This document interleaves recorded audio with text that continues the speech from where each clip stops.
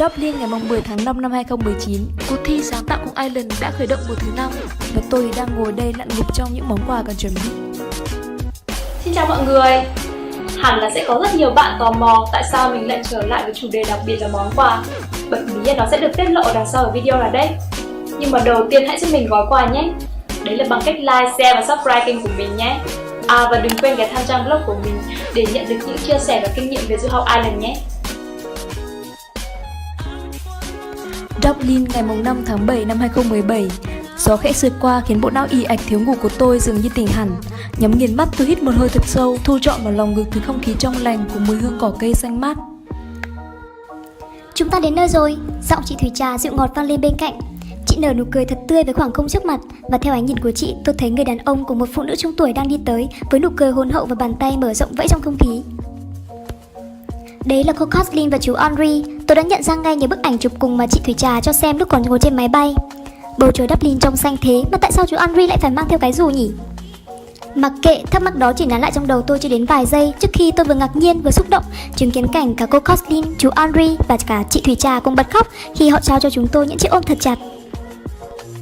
Chị Thủy Trà, cựu du học sinh Việt Nam tại Ireland, là người đi cùng hướng dẫn sau khi tôi đạt giải nhất cuộc thi sáng tạo cùng Ireland. Chị kể rằng suốt thời gian du học của mình đã tá túc tại nhà cô chú Henry và nhận được rất nhiều sự giúp đỡ của họ, rằng họ là những người thân thiện và hài hước, tốt bụng, và rằng hầu hết những con người trên xứ sở Hoàng Ngọc Lục Bảo này đều như thế cả. Tôi thiết nghĩ nếu ở Việt Nam lấy miếng trầu là đầu câu chuyện, nồng hậu mến khách, thì con người Ireland trong cảm nhận của tôi cũng thân thiện và quen thuộc như vậy. Dublin ngày 6 tháng 7 năm 2017, tiết trời mùa hạ nhưng lại quá ưa mát mẻ, cùng với mùi thức ăn thơm phức len lỏi vào phòng, sộc thẳng vào mũi, khiến tôi tự giác thức dậy trước khi chiếc đồng hồ báo thức kịp đổ chuông mà không cảm thấy mệt mỏi gì cả. Sau khi cảm ơn cô Kathleen về bữa sáng ngon miệng kiểu truyền thống với bánh mì, đỗ tương, bánh pudding đen, khoai tây nghiền, thịt xông khói và xúc xích, chú Henry bắt đầu đi làm, còn ba chúng tôi bắt đầu hành trình khám phá Ireland. Bạn không nghe nhầm đâu, chúng tôi có tận 3 người lận. Chị Thủy Trà, tôi và thằng nhóc lắm đỉnh son đã được gật đầu đồng ý sau màn thuyết phục biện chứng hùng hồn của nó trước mặt chúng tôi và cả cô Kathleen. Tản bộ lần đầu tiên vào buổi sáng trong xanh mùa hạ ở Ireland, tôi không khỏi trầm trồ ngạc nhiên trước đường phố sạch sẽ thoáng đãng, rất nhiều xe buýt cùng hoạt động. Dọc quanh các con phố, những điểm cho thuê xe đạp gợi nhớ tôi đến chuyến đi Đà Nẵng 2 năm ngoái, nơi mà xe máy được cho thuê hầu khắp các ngõ lớn nhỏ. Nhà hàng, bar, quán rượu dường như có mặt ở khắp mọi nơi. Son cười cười nhìn tôi vật lộn cố gắng phát âm các từ Gaelic được viết trên các bảng hiệu, rồi nó quay ra dạy tôi cách phát âm chúng tỉ mẩn như một giáo viên Gaelic mê nghề thực thụ vậy. Nếu quốc tử giám là niềm tự hào của người dân Việt Nam thì ở đây chúng ta có Đại học Trinity, là trường đại học lâu đời, cổ kính, uy tín nhất Ireland. Bằng cách nào mà từ thời Trung Cổ các tu sĩ lại có thể làm nên kiệt tác The Book of Kells tinh vi được như thế cơ nhỉ? Trong khi chúng tôi còn phải dùng kính lúp phóng đại lên tận 10 lần để xem, mà thời đó đã có kính lúp đâu nhỉ? Làm sao họ có thể kết hợp biểu tượng thư pháp và nghệ thuật tài tình sáng tạo đến thế? Làm sao mà cuốn sách có thể được tìm lại gần như nguyên vẹn trong đầm lầy? Quả đúng là một phép lạ. Những thắc mắc thán phục ấy của tôi cứ quẩn quanh chạy lon ton trong đầu, và tôi cá là mình phải đi ngủ ngay từ bây giờ nếu không muốn bỏ lỡ chuyến tham quan vào sáng ngày mai. Chúng tôi đi qua chiếc cầu Halfpenny bắc ngang qua sông Liffey, êm đềm chảy của thủ đô Dublin. Vừa tròn 200 tuổi hồi giữa tháng 5 năm ngoái, theo như lời kể của Son, những vết tích của thời gian in hằn trên chiếc cầu cổ dường như muốn thì thầm với tôi thật nhiều điều. Đứng trên cầu, tôi lặng nghe Son và chị Thủy Trà kể về quá trình hình thành, đổi tên, cho đến lý do tại sao nó đã được gọi vào cái tên không chính thức là nửa xu. Đến đoạn Son kể về những chiếc khóa tình yêu từ một thời được treo rải rác hai bên lan can cầu, một cảm rất thân quen xẹt qua đầu. Tôi nghĩ ngay đến cầu Long Biên, chứng nhân suốt 115 năm lịch sử bắc ngang qua con sông Hồng bao la vẫn ngày ngày mà dòng chảy giữa dòng thủ đô Hà Nội. Thằng bé Son ngạc nhiên trước sự trùng hợp diệu kỳ, hai con mắt sáng rỡ. Cuối cùng nó bày ra vẻ mặt đăm chiêu suy nghĩ liệu đó có phải là một điều huyền bí tựa như những câu chuyện huyền thoại cổ tích nơi đây. Dublin ngày 8 tháng 7 năm 2017. Chưa đến Cliff Moher thì kể như chưa có mặt ở Ireland. Giọng xin lanh lảnh vang lên giữa chân trời góc bể. Là cái tên mà chúng tôi đặt cho chuyến trời biển giao thoa này. Chưa đến Vịnh Hạ Long thì kể như chưa hề có mặt ở Việt Nam. Tôi đối lại. Son phá lên cười và quả quyết sẽ đến Vịnh Hạ Long trong vòng 3 năm tới sau khi tôi khắc họa tỉ mẩn cho nó bằng lời nói muốn gãy cả lưỡi. Trong đầu em ắt hẳn phải luôn có 10 vạn câu hỏi vì sao. Nó nhún vai nhớ mày đáp. Em đoán nó phải nhiều hơn thế, nhưng dù sao thì em vẫn chưa kịp đếm, ha ha. Xong chúng tôi cười phá lên, cười đến ôm cả bụng. Quả không hổ danh là vách đá đẹp nhất hành tinh, khiến người ta tưởng như lạc vào thời hồng hoang của vũ trụ vậy. Dublin ngày 10 tháng 7 năm 2017. Bạn nghĩ gì về một nơi có cả nhà hát, phòng tập gym, khu vui chơi thể thao, cửa hàng lớn cùng nhiều nhà hàng và quán cà phê? Đấy chắc hẳn là một thành phố nhỏ. Tôi đã quả quyết như vậy cho tới khi tôi đặt chân đến trường đại học Limerick. Ngôi trường tọa lạc trên thảm cỏ xanh mướt, dọc theo dòng sông Shannon hiền hòa chảy. Đi trên cây cầu trắng uốn lượn đẹp mắt, tôi ngạc nhiên nhìn thấy sinh viên với nhiều màu da khác nhau trên khuôn viên trường. Một số đạp xe, một số đi bộ, số khác ngồi tụ tập họp nhóm nói cười trên những thảm cỏ xanh mướt. Về cầu vồng sau cơn mưa khiến khung cảnh nơi đây càng thơm mộng, thanh bình khó tả. Vị giáo sư chào đón chúng tôi bằng nụ cười nồng hậu, hỏi thăm nhiều thứ sợ tôi bỡ ngỡ khi lần đầu tiên đến Ireland. Dù ở vị thế học vị cao nhưng với chúng tôi, thầy không hề xa cách. Thầy dẫn chúng tôi đi tham quan quanh trường và giới thiệu nhiều thứ về trường, về những thế hệ sinh viên từng theo học ở đây, với đôi mắt ánh rõ lên niềm tự hào. Xếp hạng 5 sao về tỷ lệ tìm được việc làm của sinh viên sau khi tốt nghiệp thì chất lượng giảng dạy tốt là một điều không cần bàn cãi nhiều. Điều tôi thấy đặc biệt hơn cả ở đây là truyền thống thể thao đã trở thành niềm tự hào.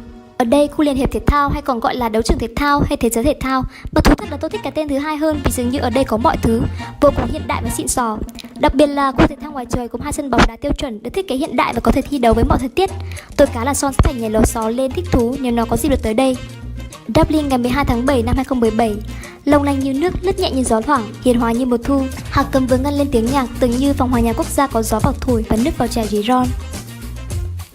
Sức quyến rũ của tiếng hạc cầm nhắc tôi tới câu ca dao mà ngoại vẫn thường nheo nheo mắt đói. Đàn bầu ai gầy đến ghe, làm thân con gái chướng ghe đàn bầu. Còn tôi giờ đây chỉ mong được gặp chú quỷ Leprechaun, hay tìm được chiếc ghế ước của người khổng lồ để mang ngoại đến Ireland, cùng bị mê hoặc bởi giai điệu du dương này. Bây giờ đã hơn 10 giờ tối mà tôi vẫn đang vác cái bụng no kềnh của mình với mí mắt lim dim muốn sụp xuống với buồn ngủ, bò lê lết trên bàn để viết trang nhật ký này. Hôm nay cả nhà đã có một bữa tiệc thịnh soạn từ nguyên liệu tươi ngon mà chúng tôi mang về từ Cork, thủ đô ẩm thực của Ireland. Dublin ngày 15 tháng 7 năm 2017, chúng tôi nói lời chào tạm biệt gia đình cô Kathleen, chú Henry trông ngậm ngùi vào những chiếc ôm thật chặt, với lời hứa đang còn bò ngỏ với Son.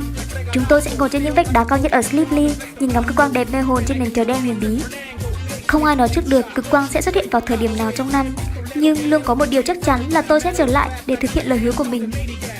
Dublin ngày 5 tháng 7 năm 2018, Son cười tét tét, tay vẫy vẫy điên cuồng chém không khí khi thấy tôi.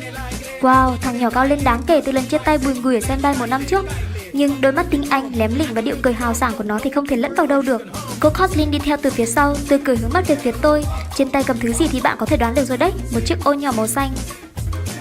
Lúc ở trên xe, Son hào hứng bầu cho tôi xem mấy bài đăng fanpage mà nó đã chụp sẵn màn hình từ điện thoại. Đó là rất nhiều sự kiện tôi đã tham gia trong vòng 1 năm ở Việt Nam. Ngày lễ Thánh Patrick ở Hồ Gươm, ngày hội tình nguyện toàn cầu năm 2018, tôi tin tôi có thể hồi đầu tháng 6, hay hôm đi xem bóng đá Gaelic của câu lạc bộ Vietcell ở Tây Hồ. Son chỉnh ngay được cho tôi trong từng tấm hình, dù là lọt thỏm giữa một sân người. Tôi phá lên cười, ha ha, mà tôi có hẳn một fan cuồng luôn theo dõi. Thằng nhỏ cười khoái chí, Greg is mighty. Và ở phía trước buồng lái, cô Kathleen cũng bật cười thành tiếng. Dublin ngày 5 tháng 9 năm 2018. Hôm nay tôi lại không thể viết nhật ký vì lại có thêm nhiều ý tưởng hay ho mới cho cả vlog lẫn blog của mình, và tôi đã phải sắp xếp chúng đến loạn cả óc. Đôi khi có quá nhiều thứ hay ho để chia sẻ khiến mình lại chẳng biết bắt đầu từ đâu. Giờ đây dường như tôi có thể hiểu một trong những lý do khiến Dublin được UNESCO công nhận là thành phố văn học và Ireland lại sản sinh ra nhiều cái tên khổng lồ đến thế. Các nhà văn nghệ sĩ như Jonathan Swift, Oscar Wilde, James Joyce hay William Leach, tôi trộm nghĩ rằng chắc họ cũng từng phải đau đầu dữ lắm khi có quá nhiều ý tưởng xoay quanh mình như vậy. Dublin ngày 5 tháng 10 năm 2018, ngồi sau xe sau trận bóng giao hữu trở về, Son vẫn huyên thuyên mãi về ti tỉ các thứ liên quan. Đặc biệt là về cổ động viên Ireland đã trở thành những cổ động viên được yêu thích nhất mùa Euro 2016 như thế nào. Đó là bầu không khí sôi động, ngập tràn tiếng cười và tiếng nhạc, là thay vì bỏ chạy, những thanh niên Ireland trong màu áo xanh lá tập trung quanh chiếc xe bị móc, cố nắn lại và nhét tiền qua khe cửa kính bồi thường cho khổ chủ. Là cảnh họ đồng thanh hát ru một em bé Pháp trên tàu, đổ ra đường dọn dẹp rác cho người Pháp, giúp một người đàn ông đang loay hoay thay lốp xe, giúp một cụ bà lùi xe vào bãi đỗ. Là buổi tối nhảy múa đến cuồng nhiệt, hát đến khản cổ những câu ngẫu hứng khen ngợi cảnh sát Pháp đã vất vả trong mùa Euro. Đó là mùa Euro 2012, những chiếc xe đạp vẫn diễu hành vui vẻ cho dù đội họ đã bị loại, vẫn hát vang dù đội nhà đang thua đậm. Họ cảm ơn vị huấn luyện viên người Ý bằng cách hát vang: hỡi cha Patoni, anh đã từng là người Ý nhưng bây giờ anh cũng là người Ireland. Điều này thật sự nhắc tôi đến những con người Việt Nam yêu bóng đá. Dù đội bóng đã thua ở trận chung kết, chúng tôi hàng nghìn người vẫn đứng hai bên đường, đi theo đoàn xe từ sân bay Nội Bài vào trung tâm thành phố. Chúng tôi chào đón đội bóng thua trận trở về như những người anh hùng. Sân vận động Mỹ Đình hôm ấy cuối đông, cái lạnh vẫn chưa kịp dứt, nhưng mọi thứ dường như ngập trong chảo lửa, thu vào tầm mắt chỉ có một màu đỏ rực của quốc kỳ. Trong cái lạnh đẫm sương, chúng tôi sưởi ấm cho nhau bằng tinh thần đoàn kết, lạc quan và niềm tự hào dân tộc. Mỉm cười thật lâu, tôi ngồi ngắm nghía đến ngây ngốc chiếc hộp món quà của mình. Chiếc hộp với đầy nhóc những móc khóa có 3 lá, những chiếc mũ màu xanh, khăn len, đĩa nhạc Celtic, bút chì hình chú quỷ Leprechaun, vô cùng đáng yêu và vui mắt. Tất cả đều được tôi, Son và cô bạn thân Ring về từ khu phố mua sắm Grafton, nơi có tỷ thứ để tha hồ lựa chọn. Nào những anh bạn nhỏ, hãy mang chút may mắn của Ireland về làm quà cho mọi người nhé. Chúng tôi tranh thủ đến đó trước khi tuyết bắt đầu rơi và lâu đài Blarney được đóng cửa để bảo trì. Dường như không có cái gì gợi nhớ về lịch sử lâu đời tốt hơn là các lâu đài. Tôi cực kỳ mê thích được đến các lâu đài, ngắm nhìn những vết tích hoang sơ đầy huyền bí, như muốn thủ thỉ kể về những câu chuyện thăng trầm của hàng ngàn năm lịch sử. Và thật tuyệt vời là với bề dày lịch sử từ tận 8.000 năm trước công nguyên, Ireland có vô số các lâu đài, nhiều đến nỗi mà tôi đã từng nghe có người ví von rằng quốc đảo này có thể xuất khẩu chúng. I cannot give you everything, you know I wish I could. Hey, I'm Thủy Trà and I'm gonna tell you about những món quà. Từng có Temple Bar, nhâm nhi bật ly Guinness, nhạc xe và tiếng nói cận hòa, ước chi mọi người có mặt và được nghe. Nhiều lần chung nghĩ nên làm chi, yêu mộng mị hòn đảo đẹp, những sự tuyệt vời thay quên bàn bới, có vui đây cho bạn cùng xem. Ê, let's go. Tặng bạn một niềm may mắn nhỏ từ những gì tôi được học ở Ireland. Nghe gió thì thầm cánh đồng xanh cỏ, nghe bờ cát mát lạnh dưới bàn chân. Ireland vẫn rừng vàng biển bạc, vẫn yêu nhạc và mấy cách xưa là khi những trận trên sân cỏ là con đường kết xuống nắng dẫu mưa. Và nền kinh tế ước từng lạc hậu nhưng sau bao cố gắng giờ đã đi lên và dẫn đầu. Ireland từ hạ sang thu chuyển đông đó đợi xuân nắng đều làm hết tất cả người đến và đi, say mộng mị hòn đảo ngọc. Nhưng khoảng cách với tôi đơn giản là con số, bắt nhịp con tim thổn thức muốn nói curse.